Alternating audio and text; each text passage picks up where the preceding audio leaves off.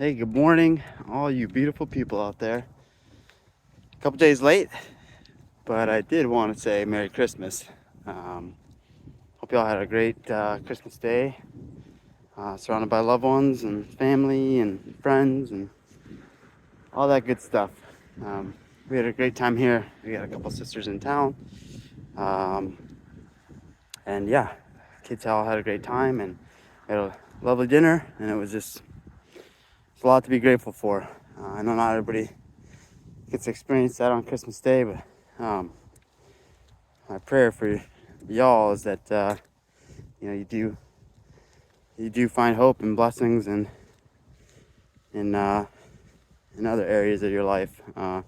Sometimes Christmas Day just ain't it for folks out there. But anyways, I just got done with the run because for the last week I've just been completely destroying my body.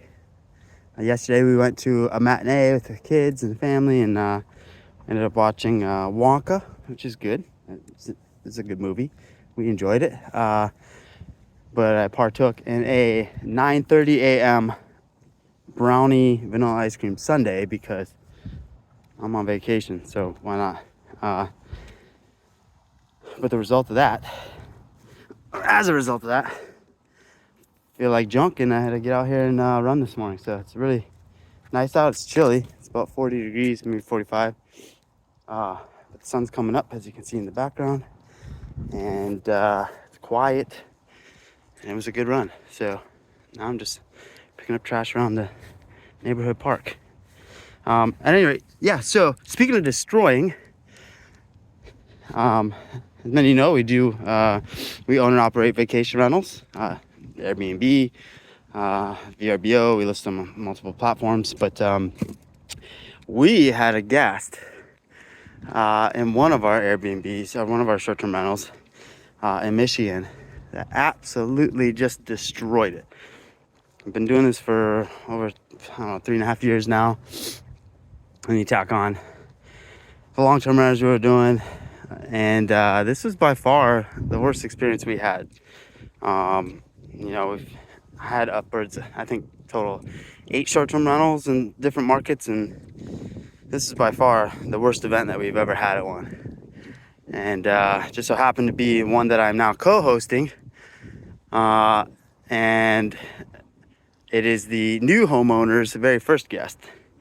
So they'd done a bunch of work on the house. They added a 5th bedroom, redid a little bit of the flooring, and some odds and ends on the exterior. And lo and behold, the very first guest they got was not a good one. It was a couple of younger kids celebrating graduation, and there were some red flags looking back on it that I probably should have recognized. And hindsight's 2020. But yeah, $2,500 worth of damage, vomit everywhere, 40 guests plus. Police were called multiple times, which that's really where the real damage is, because it's the house itself is on 18 acres, and it's a pretty tranquil area, and we have a good relationship with our immediate neighbors, but these guys they did some harm to that to those relationships. So it's really unfortunate. I could care less really about the money. I feel bad for the homeowner, and with any luck we'll be able to recoup a good chunk of that. So we do have that to look forward to. We filed our claim and all that through Airbnb. We'll see what they come back with. They can sometimes be difficult to work with when filing damage claims, but we also have a third-party insurance provider that provides damage protection on a per booking basis through our property management system, owner reservation. So that's a good thing. So we have a backup plan. But anyways, yeah, complete damage, vomit everywhere, ripped trim off the walls somehow, scuffed paint all throughout the house. It just was not a good scene. So, it's bound to happen. If you get into real estate, you're gonna come across some sort of just unfortunate scenarios. Whether you're flipping, whether you're doing midterm, long-term rentals, short-term rentals, commercial real estate. We're in some multifamily deals, and one of our operators did a capital call this year. And if you're not familiar with that is, it's basically them seeking additional money from their investors, their limited partners, to continue operating the property to business plan. So that's an unfortunate event. Nobody wants to do that.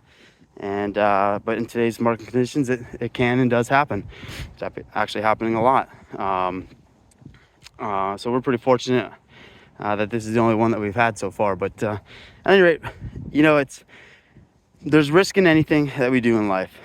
Whether you hop in the car to go to the grocery store, you're walking your kids to school, I'm running across the road on my morning run. Things can happen, and all we can do is get up, put our game face on, try and identify what risks are out there, and eliminate as many of the risks as possible, and mitigate the ones that you can't. There's just, I've learned from this experience, and there's things that I immediately put in place on this particular property that I haven't had to on other properties. So lesson learned. That's what it's all about. We take on a little bit of risk to generate some additional income, cash flows, and real estate provides other benefits that make it worth the risk profile that we take on. So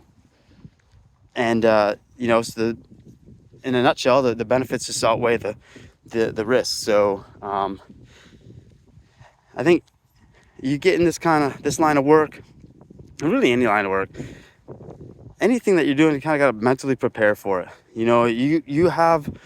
We have to set expectations and have anticipated outcomes that we're preparing for, that we project, and we work and strive towards fulfilling goals that we try to meet. But those expectations sometimes aren't met, and mentally we have to prepare for setbacks.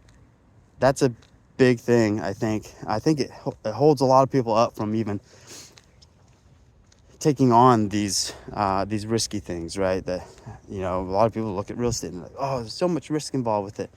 Sure, but I could go inside and chop up some veggies for breakfast and chop a finger off.